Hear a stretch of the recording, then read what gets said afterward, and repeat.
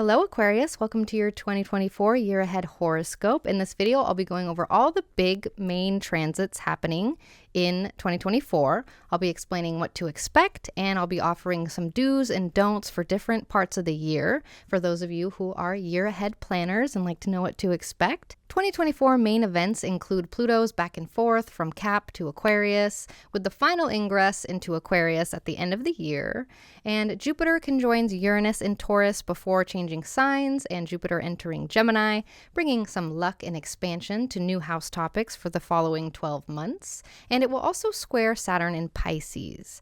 And then we will also discuss spring and fall eclipse season as well and what you can expect with that.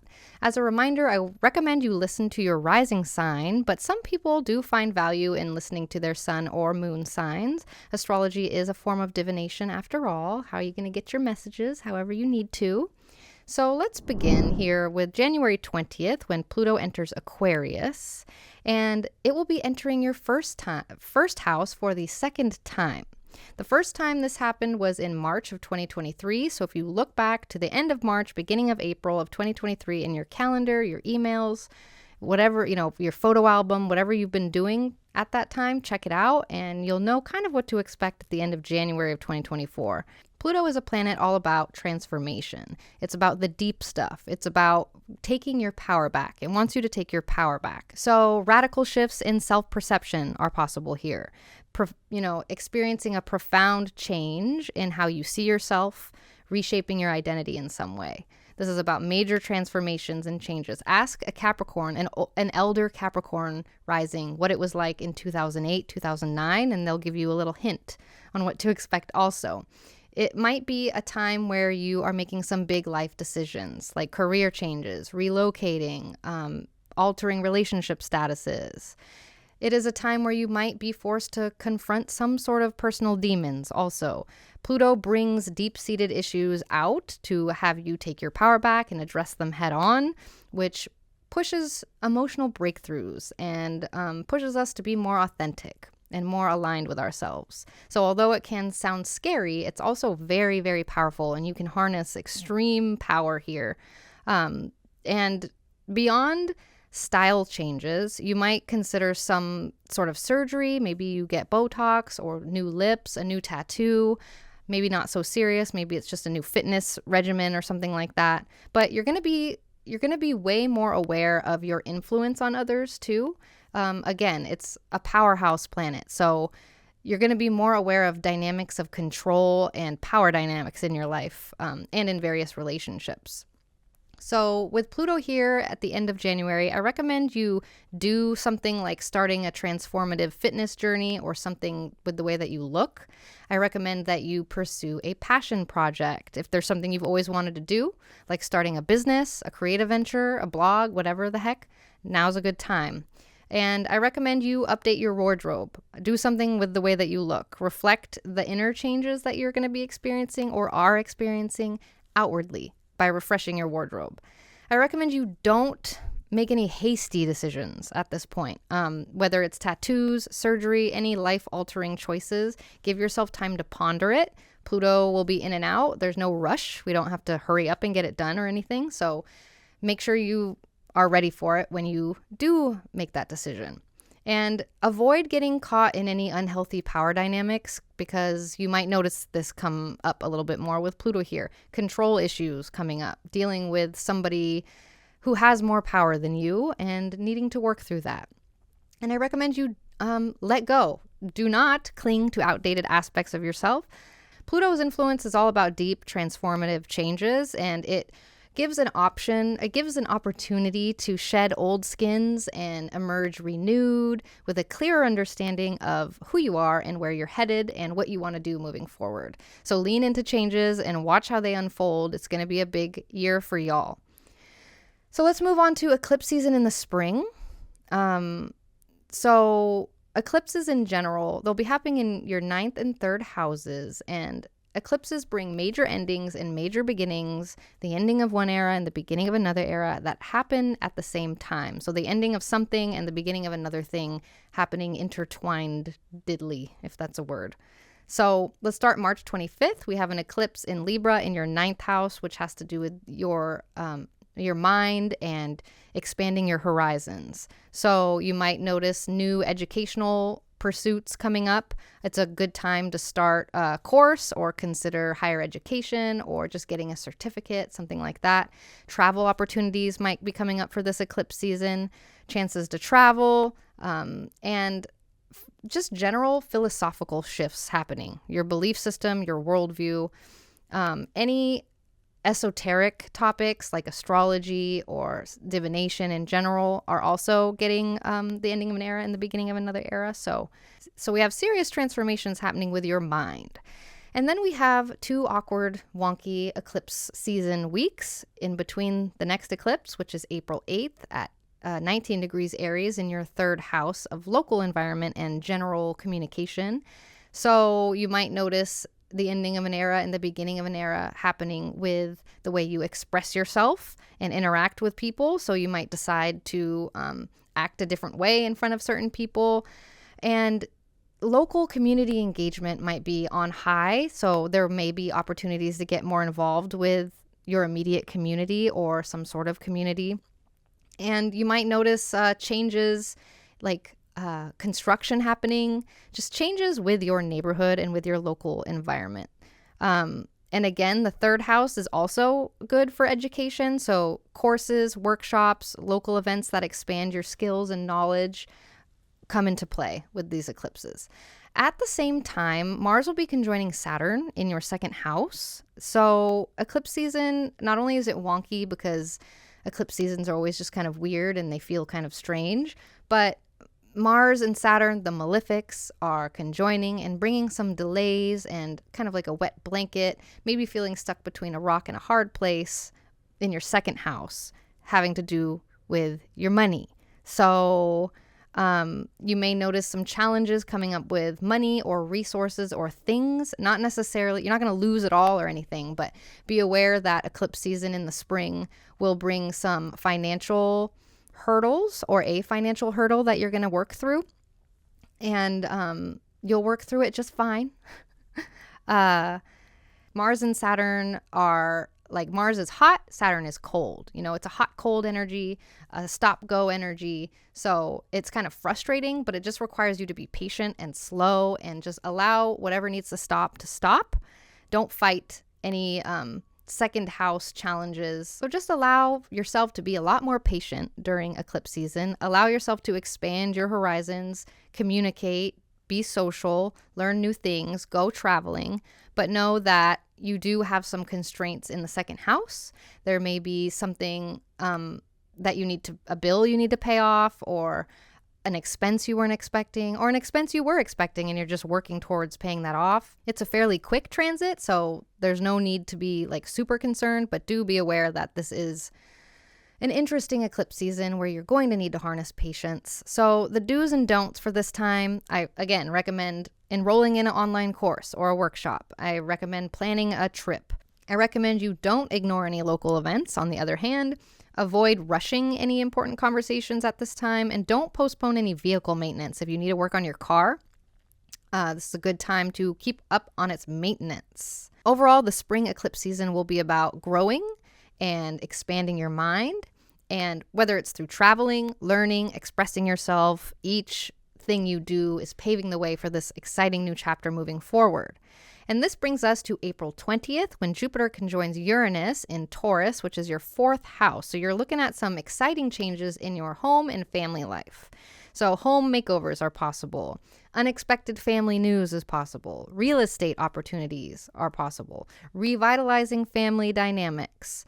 Whether you are moving or staying in the same place, some good things going on with your home life.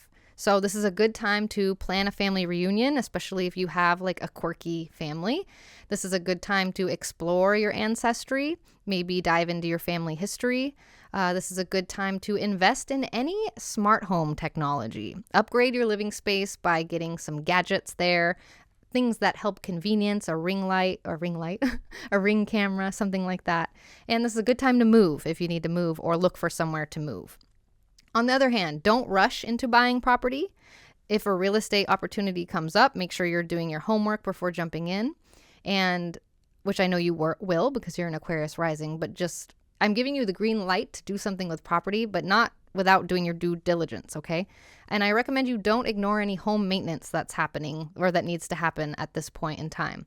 So it's all about bringing growth, surprise, and innovation to your home and your family life. Embrace the changes at this point because this is a fun one. And did I mention that was April 20th? I think I did. So let's move on to May 25th. A month later, Jupiter will exit Taurus and enter Gemini and enter your 5th house. And from here, it will form a trine with Pluto in your 1st house. So this is a yummy 12 months brimming with creativity, fun, and personal transformation too with Pluto there. So let's talk about specifics though. Your creative juices will be flowing. The 5th house is about creativity and what you can birth into the world, figuratively or literally. So your creative juices are flowing. There's a creative boom, whether it is picking up a new artistic hobby or just any hobby, reigniting any hobby. You're set to create some creative things at this for the next 12 months because Jupiter will be in Gemini for 12 months from May 2024 to May 2025. The 5th house also rules romance and sex and desire. So if you are single, you can expect an exciting dating scene with Jupiter here for the next 12 months. And if you're already in a relationship, get ready for a renewed spark of some kind or deeper connections. And the 5th house rules generally fun and games. So a year filled with fun and joy and entertainment. Like this is helping you find joy again. It's a great time for engaging in sports, games, any recreational activities. You'll be doing a lot more fun things after Jupiter enters your 5th house.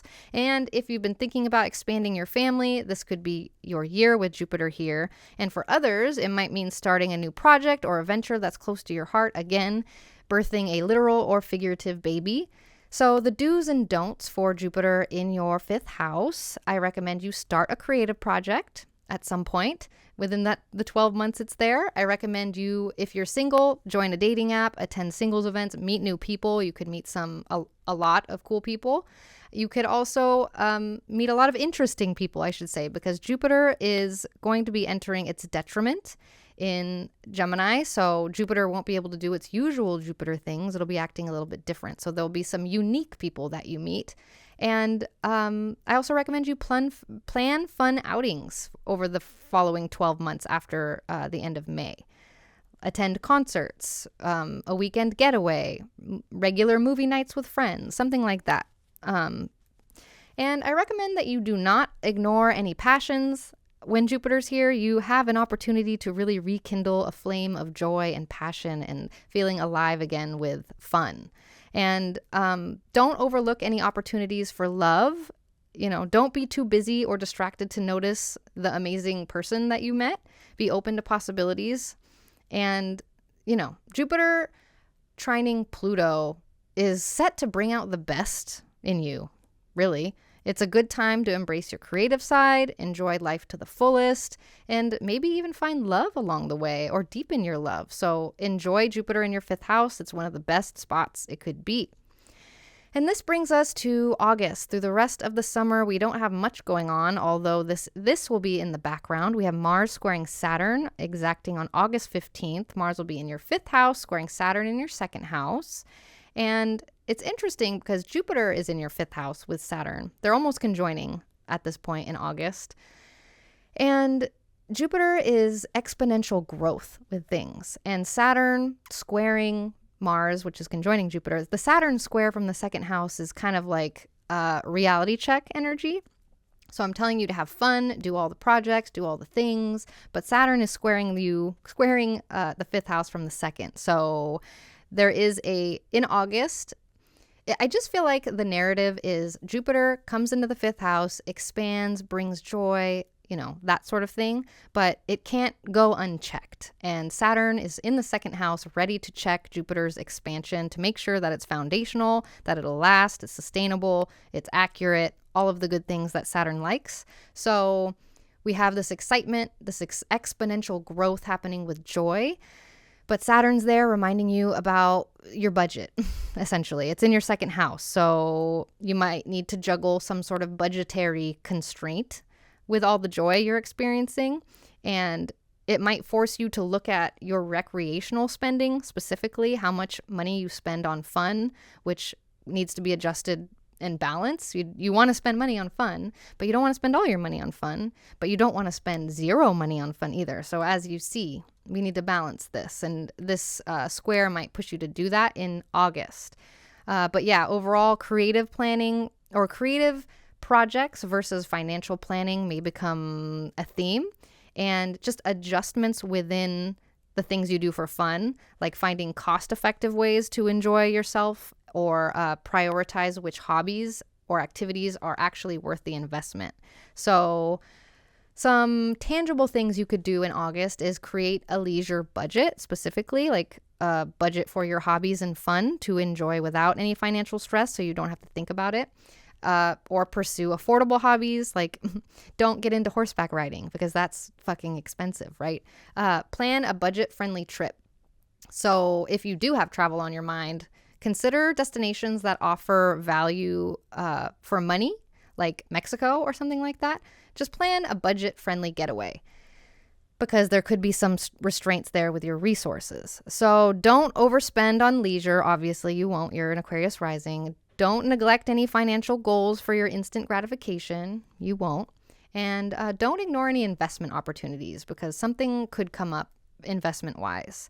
But overall, it's August is about learning to navigate your desires for enjoyment and creative expression while staying grounded in reality and financial reality. So August comes through and kind of checks all the growth that's happening and makes sure it's sustainable. And Jupiter is squaring Saturn too. So like I said, Jupiter and Mars are conjoined, and Jupiter acts as kind of a protector.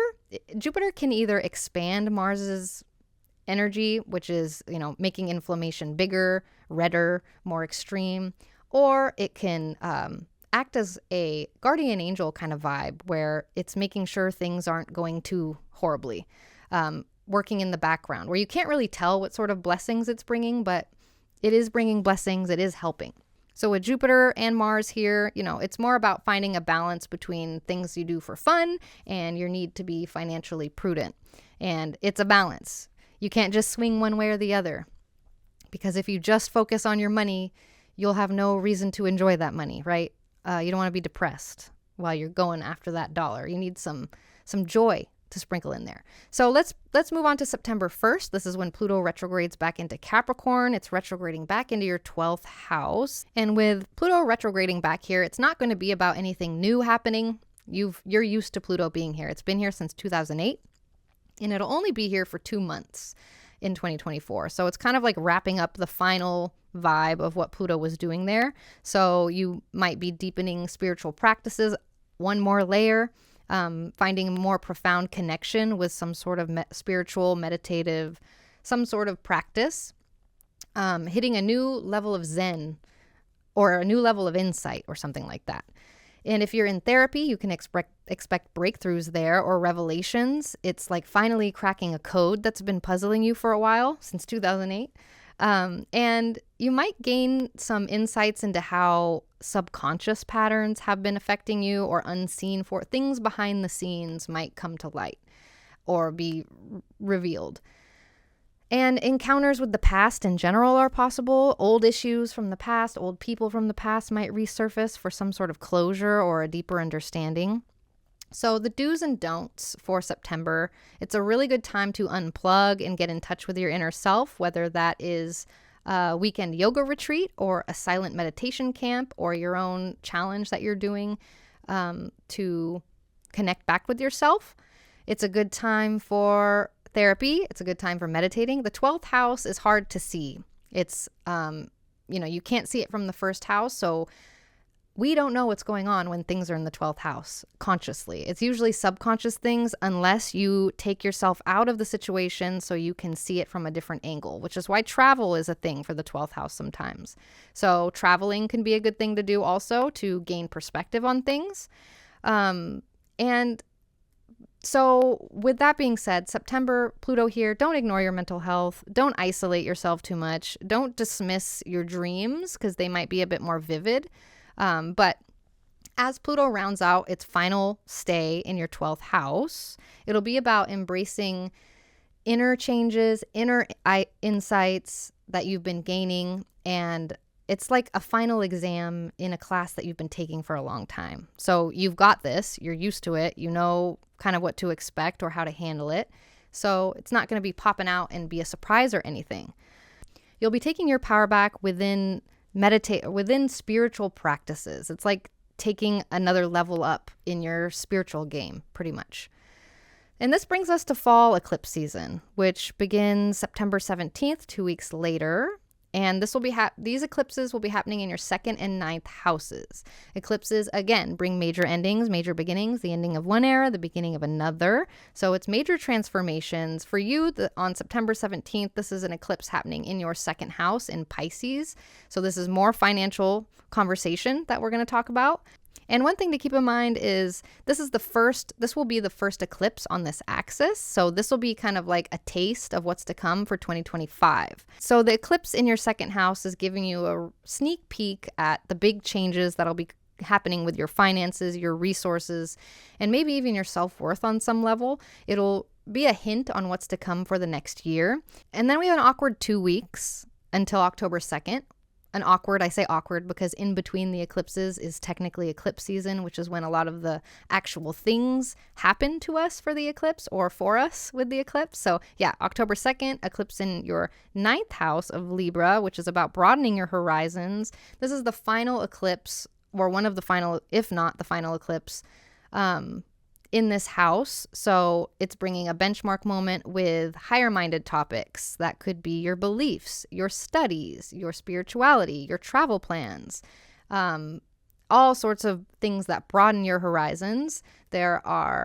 It's the ending of one era and the beginning of another era with these topics. And so it's a good eclipse season to review your finances, consider further education, some type of training. It's a good time to plan a meaningful trip. It's not a good time to overspend or ignore your budget with the eclipse happening in your 2nd. It's not a good time to dismiss any opportunities to learn. If a chance to learn something or travel somewhere comes up, don't brush that off. That's pretty significant there. And don't neglect any legal or ethical aspects of financial decisions. Be particularly attentive to legalities, the 9th house rules, the law, and ethics. So eclipse season, again, in the fall will be about wrapping up one phase and stepping up into another phase, especially related to your finances, your learning, your mind, and overall expanding your worldview and your perspectives. So it's a mix of endings and exciting new beginnings in the fall. And then we have November 19th, Pluto re-enters Aquarius for the final time. So this will be its final stay in your 1st house until 2043. Yes, 19 years. 19 years of Pluto being here. So that's why I'm saying it's not a sprint, it's a marathon. It's a background vibe that's happening that you need to be aware of, that's pushing you to take your power back and harness great power. So expect an identity revolution when Pluto enters here for the last time. And just as a reminder, the first time this happened was March 2023, and the second time it happened was January of 2024. That's when Pluto entered Aquarius. So you might notice a thread at this point. Life-altering choices are possible. Big decisions about your career, your living situation, or relationships are on the horizon here. And significant changes in your look, in your lifestyle, reflecting inner transformation is possible. So this is a good time to embark on some sort of journey to change the way you look, whether that's fitness, whether that's surgery, whether that's getting new clothes. Updating your self-image is a good idea. I recommend you pursue a passion project, whether it's a blog, a business, some sort of artistic project. This is a good time to bring your ideas to life. And again, refresh your wardrobe. I recommend you don't rush into any permanent changes. Pluto is very intense. It's a good thing for permanent changes, but you don't want to rush into it. Like, consider what your tattoo, what you want it to look like, or who's doing your tattoo, or consider who's doing your surgery. Don't just hop directly into it. I know you won't because you're an Aquarius, but I have to say my asterisks, which is don't rush into don't rush into permanent changes. Don't get involved with any unhealthy power dynamics. Like, avoid relationships where control issues are a problem. And don't cling to the old you. let go of your past habits, let go of your old beliefs, let go of relationships that aren't on your path anymore. So this moves us to December 6th, which is when Mars stations retrograde at 6 degrees Leo, which is your 7th house. So you're stepping into a December where you're going to be revising and being more introspective regarding your relationships. And this retrograde journey will invite you to ponder over dynamics in your personal and professional connections. And this will possibly echo themes from the Venus retrograde in the summer of 2023. So if you look back to August or July of 2023, you might get a similar thread to follow.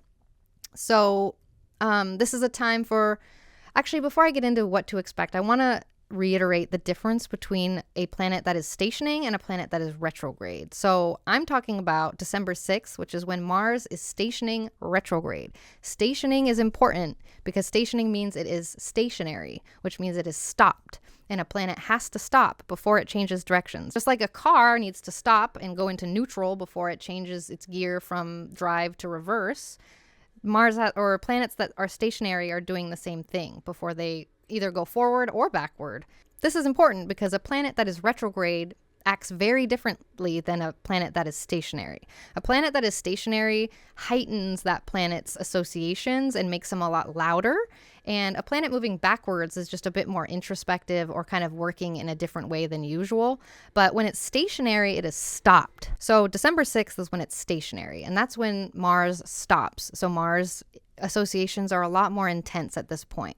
So that's why I'm warning you about December 6th specifically, or the first week of December, because Mars will be slowing down in your 7th house. So retrogrades are times where things feel like they may be taken over by fate. Like the planet had plans, but it got sick, and so plans have changed.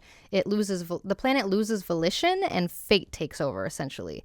This is due to primary and secondary motion, which I'm not going to get into, but any type of larger force that interrupts the normal course trajectory or will or volition of Mars. That's kind of what a retrograde is. So it's like losing control of something larger or bigger forces come in and gives us some plot twists. So it's a time when the universe and guides start talking to us more, and again, gives us plot twists outside of what we had planned. A force larger than Mars is taking over. So Mars has to find alignment with that larger force, or struggle and kick and feel like it's being taken over by something that's contrary to its will. So that's what's happening during a retrograde. So it brings delays, reversals of fate, reversals of circumstances, and maybe a relinquishment of what was gained. But, events out of your control might steer you towards a new path, but a necessary path. And a realignment with broader forces affecting duties, responsibilities, and structures is possible. Delays, reversals, a lifting of previous delays or previous restrictions is possible. Potential reversal of gains is possible. But yeah, signs and guides are big. There's an increased awareness of signs that help steer your direction during retrogrades.